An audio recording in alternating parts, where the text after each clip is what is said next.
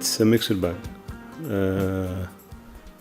Pretoria, first and foremost, is about cessation of hostilities. Although, fortunately or unfortunately, there were tons of things that were made part of the Pretoria Agreement. The first focus of the arrangement was the cessation of hostilities, silencing of the guns. የተደበላለቀ ሁኔታ ነው ያለው። የፕሪቶሪያው ስምምነት ከሁሉም በላይ ዘላቂ የተኩስ ማቆም ስምምነት ነው። እንዳጋጣሚም እንደድልም በርካታ ጉዳዮች የስምምነቱ አካል ሆነዋል። የመጀመሪያው እርምጃ በስምምነቱ መሰረት የመሳሪያ ድምጽን ማስቆም ነው። በዚህም የመሳሪያ ተኩስ ድምጽን ማስቆም በአብዛኛው የትግራይ አካባቢዎች ተችሏል። ሆኖም ግን አሁንም የተኩስ ድምጽ ማስቆም ያልተቻለባቸው ቦታዎች አሉን። አብዛኛው የትግራይ አካባቢዎች የሰላም ስምምነቱ የፈጠረው የተኩስ ድምጽ ማስቆም ስለተቻለ በይፋ የሚካሄድ ጦርነት ከቆመ 1 ዓመት ተቆጥሯል። ይህ እጅግ የሚበረታታ ጅምር ነው።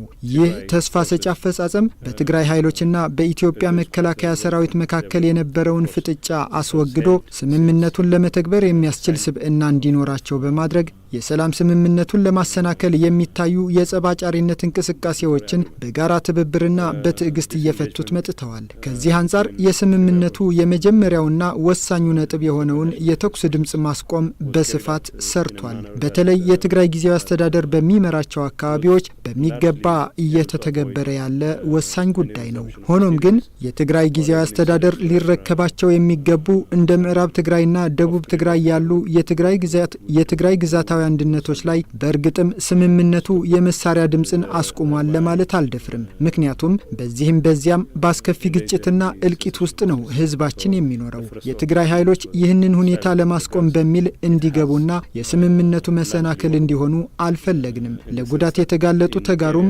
በተመሳሳይ ባስከፊ ሁኔታ ውስጥ ነው የሚኖሩት። ቀጥሎ የምናየው መሰረታዊ አገልግሎቶችን ዳግም ወደ ስራ መመለስ ነው። የኢትዮ ቴሌኮም የአየር መንገድ በረራ፣ የኤሌክትሪክ ኃይል አቅርቦት፣ የመንገድ ትራንስፖርት አገልግሎቶች ዳግም ወደ ስራ ተመልሰዋል። ሆኖም ግን በአገልግሎት አሰጣጥ ላይ ህዝቡ አሁንም ቅሬታ አለው። ተቋማቱም ዳግም ስራ መጀመራቸው ላይ እንጂ የአገልግሎት አድማሳቸውን ከማስፋት አንጻር ግዴታቸውን እየተወጡ አይደሉም። በስምምነቱ መሰረት የሚታየው ግን አገልግሎቱን መጀመር ከመሆኑ አንጻር ነገሮችን ክፍት በማድረግና ክልሉን ከፌዴራል ጋር በማገናኘት ረገድ ብዙ አስደናቂ ባይሆንም ጥሩ ጅምር ላይ ነው የሚገኘው። You have the resumption of services, although telecoms, air services, travel services, electricity and all those things have been restored. TPLF's designation of as a terrorist organization was a significant stumbling block against the establishment of an interim regional administration. We were able to work out an arrangement with the federal government to expedite that process, and of course that led to the establishment. ህወሓት ከአሸባሪነት መዝገብ እንዲነሳ በማድረግ የትግራይ ጊዜያዊ አስተዳደር እንዲመሰረት ምቹ ሁኔታን በመፍጠር በኢትዮጵያ መንግስት በኩል ትኩረት አግኝቶ ተሰርቶበታል። በተለይ የትግራይ ጊዜያዊ አስተዳደር እንዲመሰረትና ወደ ስራ እንዲገባ በማድረግ በኩል የኢትዮጵያ መንግስት ጥሩ ድጋፍ አድርጓል። በነገራችን ላይ ጊዜያዊ አስተዳደሩን ለማቋቋም ረጅም ጊዜ ነው የወሰደው እና ህወሓትን ከአሸባሪነት መዝገብ በይፋ መሰረዝ ተጨባጭ የስምምነቱ ትግበራዎች ናቸው። በስምምነቱ መሰረት ህወሓትን ከአሸባሪነት መዝገብ ማንሳትና የትግራይ ጊዜያዊ አስተዳደርን ማቋቋም የሚሉ ሂደቶች ከፖለቲካዊ ውይይት በኋላ እንደሚካሄዱ ነበር የተቀመጠው። ሆኖም ግን እስካሁን ድረስ ያካሄድነው የፖለቲካ ውይይት የለም። ይህ ደግሞ ዋናው ማነቆ ነው። ምክንያቱም በሁለቱም ወገኖች የሚነሱ መሰረታዊ ጉዳዮችን እልባት የምንሰጠው በፖለቲካ ውይይቱ ስለነበረ ነው። እውነታው ግን የጊዜያዊ አስተዳደሩን ከዚህ በላይ ጊዜ ሳይወስድ በአፋጣኝ ለማቋቋምና የህወሓት ከአሸባሪነት መዝገብ ለማስነሳት ሲባል ነው ቀጥታ ወደ ስራ የተገባው። ይህ ሲደረግም አንዳንድ ጉዳዮችን ግምት ውስጥ አስገብተን የሄድንባቸው አግባቦችም ነበሩ። ሆኖም ፍጹም መሆን ያልነበረበት አካሄድ ነው። በዚህ ሂደት ላይ መስራት የነበረብንና መስራት ያሉብን ጉዳዮች ላይ ትኩረት መስጠት ነበረብን። ዋናው ጉዳይ የወሰደውን ጊዜ ቢወስድም ጊዜያዊ አስተዳደሩን ማቋቋምና የታገደው በጀት ከፌዴራል መንግስት መለቀቁ ወሳኝ ነው። ምክንያቱም በጦር በጦርነቱ ትግራይ ሙሉ በሙሉ በሚባል ደረጃ ወድማለች። በመሆኑም በጀት መለቀቁ የፌዴራል መንግስት የፈጸመው ሌላኛው በጎ ተግባር ነው። ይህ ደግሞ ከገንዘብ ጋር የሚያያዙ ችግሮችን ለመፍታት አንድ አማራጭ ሆኗል። የትግራይ ህዝብ በጦርነቱ የደረሰበት ሁለንተናዊ ኪሳራ በአገልግሎት ብቻ ሳይሆን በሁሉም ዘርፍ ነው። ውድመቱ በዛው ልክ መጠነ ሰፊና የመንግስትን መዋቅር እስከ መጉዳት የደረሰ ነው። ይህ በትግራይ ህዝብ ላይ በተከፈተው አውዳሚ ጦርነት የተከሰተ ነው። Progress, I would say, is the release of federal block grant, budgetary block grant by the federal government. Humanitarian access, unfettered humanitarian access, was one of the cardinal items that was expected to be facilitated as a result of Pretoria Agreement. Although technically there was nothing that could stand in the way of unfettered access to humanitarian aid. ያልተገደበ የሰብአዊ እርዳታ አቅርቦት በስምምነቱ መሰረት ትኩረት ይሰጠዋል የተባለ ጉዳይ ሆኖ ሳለ በተግባር ግን ምንም የደረሰ ሰብአዊ እርዳታ አቅርቦት የለም። ያልተገደበ ሰብአዊ እርዳታ አቅርቦት እንዳለመታደል ሆኖ ከትግራይ ጊዜያዊ አስተዳደር መቋቋም በኋላ ወዲያውኑ ነው ያቆመው። ላለፉት 9ና 10 ወራት ሰብአዊ እርዳታ ባለም አቀፉ የእርዳታ ተቋማት ግፊት ታግዷል። የሚያሳዝነው ደግሞ በሚሊዮኖች የሚቆጠሩ ተፈናቃዮች በየመጠለያ ካምፕና በየትምህርት ቤቱ ከፊ የረሃብ አደጋ ተጋልጠው ባሉበት ሁኔታ የእርዳታ አቅርቦቱ መታገዱ ነው። ቀድሞውንም ቢሆን በተገቢው መንገድ እርዳታ ያገኙ አልነበረም ተፈናቃዮቹ። ይባስ ብሎ መታገዱ ደግሞ በስምምነቱ የተቀመጠው ያልተገደበ ሰብአዊ እርዳታ አቅርቦት ጉዳይ እንዳልተፈጸመ በግልጽ ያሳያል። በምዕራብ ትግራይ፣ በደቡብ ትግራይና የተወሰኑ የሰሜን ምዕራብ፣ ማዕከላዊና ምስራቃዊ ትግራይ በወረራ ከተያዙ የትግራይ አካባቢዎች ውጪ የትግራይ ጊዜያዊ አስተዳደር በሚቆጣጠራቸው አካባቢዎች የሰላም ስምምነቱ የጦርነት ድምጽ የመሳሪያ ተኩስ ማስቆሙ እርግጥ ነው። ሆኖም ግን በወረራ የተያዙ አካባቢዎች በፌዴራሉ መንግስት አስፈጻሚነት ነጻ ስላልወጡ ተፈናቃዮች ወደ ቀያቸው አልተመለሱም።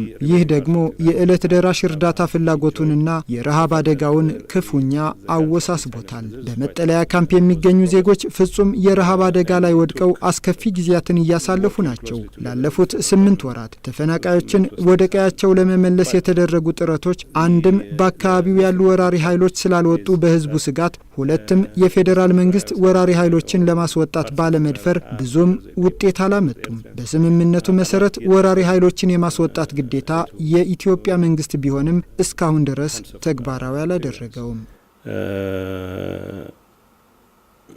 Millions of IDPs are still suffering in absolutely difficult conditions. Every effort that have been made the last 8 months to see to it that our IDPs are returned has either been frustrated and it is our contention that the federal government hasn't discharged its part of the responsibility here. We have committed to demobilizing, but their demobilization will require that they be integrated into society, and that requires huge amount of resources, and no amount of resources been made available. Even the entire regional administration has been forced to force civil servants who በእኛ በኩል ሰራዊታችን ወደ ህብረተሰቡ በመቀላቀልና ወደ መደበኛ ህይወቱ በመመለስ ማለትም ዲሞቢላይዝ በማድረግ ለስምምነቱ ተፈጻሚነት ያለንን ዝግጁነት በተግባር አሳይተናል። ነገር ግን ዲሞቢላይዝ የተደረገው ታጋይ ከህብረተሰቡ ጋር ለማቀላቀል የሚያስችል ሀብት አልተሰጠንም። በመሆኑም ጊዜያዊ አስተዳደሩ ሲቪል ሰራተኛው ከሚያገኛት ለታጋዩ ቀለብ እንዲያካፍል ለማድረግ ተገዷል። ይህ የፌዴራል መንግስትና የዓለም አቀፍ ማህበረሰብ ኃላፊነት መሆን ነበረበት። ነገር ግን እንዳለመታደል ሆኖ የፌዴራል መንግስት የሚመድብልን አነስተኛ በጀት የትግራይ መሰረታዊ አገልግሎት ለማሟላትና ለሲቪል ሰራተኛው በማዋል ፋንታ ለታጋዮች እያዋል ነው። ስምምነቱን ከማስፈጸም አንጻር በፌዴራል መንግስት በኩል ጥሩ ጅምር አለ። ሙሉ በሙሉ ግን ችግር የሚፈቱ አይደሉም ከሚያስብሉን ጭብጦች መካከል ይህ ጉዳይ በቀዳሚነት ይጠቀሳል። የፕሪቶሪያው የሰላም ስምምነት ሙሉ በሙሉ እንዲፈጸም ረጅም ርቀት መጓዝን ይጠይቃል። ተፈናቃዮች ወደ ቀያቸው ካልተመለሱ በምዕራብ ትግራይ፣ ደቡብ ትግራይ እንዲሁም በሰሜን ምዕራብ በማዕከላዊና በምስራቅ ትግራይ ያሉ ተጋሩ ነጻ እስካልወጡ ድረስ ስምምነቱ ተተግብሯል ለማለት ያስቸግረናል። ምንም እንኳን ተመልሰን ወደ ግጭት መግባት ባንፈልግም በሚሊዮን የሚቆጠር ህዝብ በመጠለያ ካምፖች እየኖሩ የትግራይ ህዝብ የሰላምን ፍሬ እያጣጣመ ነው ለማለት ፍጹም አያስችልም። ለዚህም ነው በሰላም ስምምነቱ አፈጻጸም ያሉ መሻሻሎች በቂ አይደሉም የምንለው። በህገ መንግስቱ መሰረት የትግራይ ግዛታዊ አንድነት የሆኑ አካባቢዎች በአማራ ታጣቂዎችና በኤርትራ ኃይሎች ተወረው እያሉ የሰላም ስምምነቱ ሂደት ጥሩ እየተፈጸመ ነው ብለን ለመቀበል እንቸገራለን። to expect the whole idea of peace dividend to be enjoyed by each and everyone in Tigray. And of course, despite the progress, we have reason to believe that it's not nearly enough, because with 1 million plus people still living in absolutely unacceptable conditions, and with territories that are constitutionally part of Tigray still in the hands of either Amhara forces or external forces, including Eritrea. The monitoring mechanism, it is very unfortunate. I cannot blame the people who are involved in the monitoring process. And I have reason to believe that these are professional people. የሰላም ስምምነቱ አተገባበርን የመከታተልና የመቆጣጠር ሂደት እጅግ ደካማ ቢሆንም በመከታተል ሂደቱ ላይ ያሉትን ሰዎች አልወቅስም። የሚመለከታቸው ባለሙያ የሆኑ አካላት በተግባር እያጋጠሙ ያሉትን ችግሮች በተጨባጭ እየተመለከቱ ግን ደግሞ ማጋለጥ የማይፈልጉ አካላት አሉ። እጅግ የሚያሳዝነው ደግሞ የአፍሪካ ህብረትን ጨምሮ ሁሉም አካላት የሚሰጡት ትኩረት እጅግ የወረደ መሆኑ ነው። የክትትልና የቁጥጥር ሂደቱ ተቃውሞ እንደገጠመውና ይህም የሥራ ዘመኑ እንዲቋረጥ በውጭ ኃይሎች ግፊት ጭምር የአፍሪካ ህብረት ተቆጣጣሪ ኮሚሽን እንዲፈርስ ተወስኗል። በእርግጥ ተቆጣጣሪ ቡድኑ እንደተጠበቀው ምዕራብ ትግራይንና ደቡብ ትግራይን ጨምሮ በአብዛኛው የትግራይ አካባቢዎች ሊንቀሳቀስ የሚገባው ቢሆንም በተግባር ግን አላደረገውም። ይህም ሙሉ በሙሉ በውጭ ኃይሎች ጫና ነው። ነገር ግን አንዳቸውም በአፍሪካ ህብረት ስለ ሰላም ስምምነቱ አፈጻጸም ለውይይት ለምክክር ዝግጁ አይደሉም። የአፍሪካ ህብረት የሰላም ስምምነቱ መፈጸሙን የመከታተል ኃላፊነት ቢኖረውም ከዚህ ባፈነገጠ መልኩ ዲዲአር ከሚለው አንቀጽ አንዷን የመጀመሪያዋን ዲ ማለትም ዲስአርማመንት ትጥቅ መፍታትን አስመልክቶ ብቻ ተቆርቋሪ መሆኑ አሳዛኝ ክስተት ነው። በእርግጥ ይህንን ትጥቅ መፍታት ተግባራዊ በማድረግ ከሚባለው በላይ ያለምንም ቅድመ ሁኔታ ብዙ ርቀት ተጉዘንበታል። ነገር ግን አሁንም የጸጥታ ኃይላችን የያዛቸውን ተራ ክላሾችን ወደ መቁጠር እየወረዱ ነው። በግልጽ የምንናገረው የጸጥታ ኃይል እንዲኖረን እንፈልጋለን። ሚሊሻም ፖሊስም ሊሆን ይችላል። ታጋዮች ትጥቃቸውን እንዲፈቱ ወደ ህብረተሰባቸው እንዲቀላቀሉና የተሃድሶ ስልጠና ወስደው መደበኛ ህይወታቸውን እንዲመሩ በማድረግ ረገድ ስምምነቱን አክብረን የኛን መልካም ፈቃድ አክለንበት በሚገባ ሰርተንበታል። አሁንም እየሰራንበት ነው። እናም የአፍሪካ ህብረት የቁጥጥር ሂደትን ለማሻሻል ተነሳሽነት መውሰድ ያለበት ራሱ የአፍሪካ ህብረት ነው። እኔ አሁን ላይ የአፍሪካ ህብረት በዚህ የስምምነት ሂደት ላይ በተገቢው መንገድ ገለልተኛ ሆኖ መሳተፉን ለመጠራጠር በቂ ምክንያቶች አሉኝ። በእርግጥ የህብረቱን የቁጥጥር ሂደት አስመልክተው በሪፖርቶች የታጀቡ ሐሳቦችን ይዘው ለመምጣት ብዙ አካላት ይሞክራሉ። ደግሞ ጥናት እንዳደረጉ አድርገው እንቅስቃሴያቸውን የሚገልጹ አካላትም አሉ። ሐሳባቸውና ፍላጎታቸው መውደቁን ብዙ ይናገራል። የተደረጉ የቅኝት አይነቶች በአፍሪካ ህብረት የሰላምና የጸጥታ ኮሚሽን የሚደገፉ እስኪመስሉ ድረስ ነው ትኩረት የተሰጣቸው።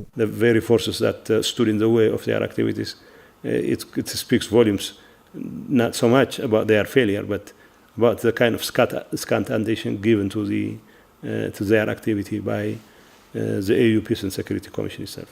That's my assessment. In the first place, the whole idea of contested areas is a sort of buzzword to create an assumption that there is a valid claim by the other side. it could be the Amhara. የይገባኛል ጥያቄ የሚነሳባቸው አካባቢዎች የሚለው አገላለጽ ብዥታን ለመፍጠር ተገቢ የሆነ የይገባኛል ጥያቄ እንዳለ ለማስመሰል የመጣ አባባል ነው። ይህም በአማራ በኩል የሚነገር አገላለጽ ነው። ይህንን እንውሰድና በአማራ በኩል ያሉ ወገኖች ተገቢ የሆነ የይገባኛል ጥያቄ አላቸው እንበል። ነገር ግን እኔ ተገቢ የሆነ የይገባኛል ጥያቄ ለማንሳት የሚያስችል ምንም አይነት ምክንያት የላቸውም እላለሁ። ስለዚህ የሆነ ይሁን አይነት የመቆጣጠር እድል በደቡብ ምዕራብ ትግራይና ሰሜን ምዕራብ ትግራይ ቢኖራቸውም ይህ ሊሆን የቻለው የኢትዮጵያ መከላከያ ሰራዊት አካባቢዎችን በመቆጣጠሩ ሊፈጠር የቻለ ነው። በፕሪቶሪያ በተደረገ ድርድር አንዳንድ ተደራዳሪዎች የትግራይ ጊዜያዊ መንግስት የይገባኛል ጥያቄ በሚነሳባቸው አካባቢዎች ምዕራብና ደቡብ ትግራይ ምንም አይነት የማስተዳደር መብት ሊኖረው አይገባም የሚል ጥያቄ አንስተው ነበር። እኛ ታዲያ የፕሪቶሪያው ድርድር የፈለገውን ሊሆን ይችላል፣ እንዲህ ያለን ጥያቄ ማስተናገድ አንችልም ነው ያልነው። What they called contested areas. Of course they were very blunt when they said the interim regional administration in Tigray would not have any jurisdiction over western Tigray and southern Tigray. You know, it's one thing to agree to disarm, because ultimately, as long as peace is ensured, as long as the political process takes care of the underlying differences that led to the conflict in the first place. So we're not particularly interested in brandishing guns. ሰላም እስከ ተረጋገጠ ድረስ ትጥቅ ለመፍታት መስማማት አንድ ጉዳይ ነው። የተፈጠረውን አለመግባባት በፖለቲካዊ ሂደት ለመፍታት እስከ ተቻለ ድረስ ጠመንጃ ለማንገት አንፈልግም። የትግራይ ህዝብ ደህንነት እስከ ተረጋገጠ ድረስ ጠመንጃ የምናነግብበት ምክንያት የለንም። ከመከላከያ ውጭ የሆኑ ታጣቂዎችና የውጭ ኃይሎች ከትግራይ ግዛት እስከ ወጡ ድረስ ጠመንጃ መድፍና ታንክ የምንይዝበት ምክንያት የለንም። ጥቅምት 23 ቀን 2015 ዓ.ም የፕሪቶሪያው ስምምነት ወደ መጨረሻው ምዕራፍ በደረሰበት ጊዜ አዲስ አወዛጋቢ ነጥብ ይዘው መጡ። የትግራይ ጊዜያዊ መስተዳድር ስለ ምዕራብ ትግራይ ምንም የሚመለከተው ጉዳይ የለም የሚል አዲስ ነጥብ ይዘው መጡ። እኛ በበኩላችን ይህ ፈጽሞ አይሆንም አልናቸው። አይሆንም ብቻ ሳይሆን ያልናቸው ስለ ምዕራብ ትግራይ፣ ሰሜን ምዕራብ ትግራይ የሚሆን ደቡብ ትግራይ የአማራ የሚሆኑ የፌዴራል መንግስቱ ተደራዳሪዎች ተገቢ ያልሆነ ፍላጎት ካላቸው በትግራይ ተወካዮች በኩል ሊስተናገድ እንደማይችል ገለጽንላቸው። እንዲህ ያለ ነገር ካለ እኛ የፕሪቶሪያው ስምምነት እንደማንፈርም ለሶስቱ ፓናሊስቶች ገለጽንላቸው። ይህንን ተከትሎም የሆነ የዲፕሎማሲ መሯሯጥ ከተደረገ በኋላ እንዲህ ያሉ ፍላጎቶች ህገ መንግስቱን በተከተለ መንገድ እንደሚስተናገዱ ተስማማን። ህገ መንግስቱ ደግሞ ግልጽ ነው። እነዚህ አካባቢዎች የትግራይ አካል እስከሆነ ድረስ ጤናማው መንገድ ስታትስ ኮ አንቴው መጠበቅ ይሆናል። ከዚህ በኋላ ከወልቃይትም ይሁን ከራያ የሚነሳ ጥያቄ ካለ ሂደቱ ህገ መንግስቱን መሰረት አድርጎ የሚስተናገድ ይሆናል። የፕሪቶሪያው ስምምነት የሚለውም ይህንን ነው። Now the most important thing is when the people who were there to facilitate the process, members of the panel, 3 members of the panel were present, so we said we're not ready to sign if that happens. So some kind of shuttle diplomacy happened, and of course we agreed that the only thing that could be used to address such a demand was the constitution. The most important thing is addressing the issue of Western Tigray and the return of IDPs, Western Tigray and Southern Tigray, and return of IDPs was something that should have been done a long time ago. So according to that statement, they said, okay, we had planned for the return of IDPs before last June. The strangest thing is, while we were discussing this with the federal government, በጣም አስፈላጊው ነገር ምዕራብ ትግራይን ወደ ትግራይ መመለስና ተፈናቃዮችን ወደ ቀያቸው መመለስ ቀደም ብሎ መፈጸም የነበረበት ነገር ነው። የኮሙኒኬሽን መስሪያ ቤቱ እንዳወጣው መግለጫ ከሆነ ተፈናቃዮች ካለፈው ሰኔ ወር ጀምረው ወደ ቀያቸው መመለስ ነበረባቸው። ይህንን በተመለከተ ከፌዴራል መንግስት ጋር በምንወያይበት ጊዜ ተፈናቃዮች ወደ ቀያቸው የሚመለሱበት ሁኔታ እንዲያቀላጥፉ ተብሎ የአማራ ተወካዮችም በስብሰባው እንዲሳተፉ ተደረገ። በዚህ ስብሰባ እንዲሳተፉ የተጠሩት የአማራ ባለስልጣናት ግን የፕሪቶሪያው ስምምነት ላይ እንደ አዲስ ውይይት እንዲደረግ መጠየቅ ጀመሩ። ነገር ግን በፕሪቶሪያው ስምምነት ላይ እንደ አዲስ ውይይት የሚደረግበት ምንም ምክንያት አልነበረም። ከዚህ በመነሳት የፌዴራል መንግስቱ ነገሮችን ወደ ሁለቱ አካላት ወይም ከሁለቱ ወደ አንዱ የመግፋት ዝንባሌ ያለው የምንለው። እኔ ለራሴ የተለየ ተነሳሽነት በመውሰድ ወደ ባህር ዳር ተጉዤ ነበር። ወደ ምዕራብና ደቡብ ትግራይ ተፈናቃዮች እንዲመለሱ ብቻ ሳይሆን በህገ መንግስቱ መሰረት የምዕራብና ደቡብ ትግራይ ወደሚገባቸው አካል እንዲመለሱ ለማግባባት ሞክሬ ነበር። To try and make it easier for the Amhara authorities to understand that not just the return of IDPs, but also the addressing of Western Tigray and Southern Tigray status issues through the Constitution. The Constitution is clear. An interim regional administration, no matter how popular it is, does not have a popular mandate. Because the Constitution is clear, if a referendum, for example, is going to take place, it is going to take place only if the regional council has agreed to it, in accordance with, of course, a recommendation by the House of Federation. አንድ የጊዜያዊ መስተዳደር የፈለገውን ህዝባዊ ተቀባይነት ይኖረው ህዝባዊ ውክልና ግን የለውም። እንደ ህገ መንግስት ከሆነ አንድ ሪፈረንደም ሊካሄድ የሚችለው የክልሉ ምክር ቤት ሪፈረንደም እንዲካሄድ ሲስማማ ብቻ ነው። ይህም የሚሆን የፌዴሬሽን ምክር ቤት በሚያቀርበው ጥያቄ ነው። በአሁኑ ወቅት ግን በትግራይ የህዝብ ተወካዮች ምክር ቤት የለም። እኔ በህዝብ እጅግ ተቀባይነት ያለው መሪ አድርጌ አልወስድም። ነገር ግን በጣም እጅግ ተቀባይነት ያለው መሪ ቢሆንም ይህ ተቀባይነት ወደ ህዝብ ውክልና ሊቀየር አይችልም። ሪፈረንደም ይደረግ ብዬ ለመወሰን የሚያስችለኝ ምንም አይነት ማንዴት የለኝም። እዚህ ላይ ህገ መንግስቱ ግልጽ ነው። የተፈናቃዮች መመለስ ሊካሄድ የሚችለው በተፈናቀሉበት ቀያቸው ምቹ ሁኔታ እስካለ ድረስ ነው። ተፈናቃዮች ወደ ቀያቸው መመለስ የሚችሉት በተፈናቀሉበት አካባቢ አስተማማኝ ሁኔታ ሲኖር ነው። ነገር ግን ተፈናቃዮችን በመግደል የተሳተፉና አስገድደው ሲያፈናቅሏቸው የነበሩ አካላት በዚህ አካባቢ እያሉ ተፈናቃዮቹ ወደ ቀያቸው ይመለሳሉ ብሎ ማሰብ ትክክል አይደለም። እንደዛ ከተደረገም ራስን ማጥፋት ይሆናል። And if you have people who were involved in the killing and the forced displacement of the IDPs themselves still roaming around and calling the shots, now that would be an exercise in futility. In fact, that would be quite suicidal. So the federal government took it upon itself to dismantle Amhara administration because of illegal administrations there. ስለዚህም የፌዴራል መንግስቱ ነው ህገ ወጡን የአማራ አስተዳደር ማፍረስ ያለበት። ይህ ከተደረገ ተፈናቃዮችን ወደ ቦታቸው መመለስ ቀላል ነው። የጋራ ኮሚቴ ቀደም ብለን ማቋቋም ነበረብን። ከዚህ አንጻር የራሳችን እጥረቶች አሉብን። ነገር ግን የፌዴራል መንግስቱም ጨዋታውን እየቀያየረ ነው የሚጫወተው። በእነዚህ አካባቢዎች ሪፈረንደም ይሁን ምርጫ መካሄዱ ምንም አይነት ቅሬታ ወይም ተቃውሞ የለንም። ተፈናቃዮቹ ወደ ቀያቸው እንደተመለሱ ህዝባችን ከመካከሉ መሪዎችን መምረጥ አለበት። We don't have anything against elections being conducted in those areas. Our people would only have to choose to elect their representatives from among their own people once the IDPs are returned. But now the question is, yes, there are areas where we have not been as speedy as we should have been. But to say that it was the interim administration which was dragging its feet would require a bit of a stretch. እንደሚፈለገው በፍጥነት ያልሰራንባቸው አካባቢዎች አሉን። ነገር ግን እነዚህ የጊዜያዊ መስተዳድሩ ነው እግሩን እየጎተተ ያለው የሚያስብሉ አይደሉም። ይህ የተጋነነ አባባል ነው። ተፈናቃዮቹ ወደ ቀያቸው እንዲመለሱ የሚያስችሉ ሁኔታዎች መሟላታቸው የማረጋገጥ ኃላፊነት የፌዴራል መንግስቱ ነው። በእነዚህ አካባቢዎች ያለውን የአማራ አስተዳደር ማፍረስም ሆነ ከገቡባቸው የኢትዮጵያ ሉዓላዊ ግዛት ይሁን የትግራይ አካባቢዎች የኤርትራ ኃይሎች ማስወጣት ወይም ማስወገድ የፌዴራል መንግስቱ ኃላፊነትና ግዴታ ነው። Yes, we have been working closely with the federal government on a number of issues, but to say that it's entirely our fault that this didn't happen is downright unacceptable, to say the least.